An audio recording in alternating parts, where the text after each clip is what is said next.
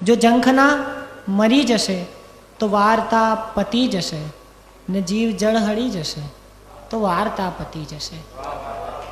તું હા કે ના કહે નહીં છે ત્યાં સુધી મજા મજા, જવાબ જો મળી જશે તો વાર્તા પતી જશે. બધા કહે છે આપણી કથામાં દર્દ ખૂટશે, બધા કહે છે આપણી કથામાં દર્દ ખૂટશે, ને દર્દ જો ખૂટી જશે તો વાર્તા પતી જશે.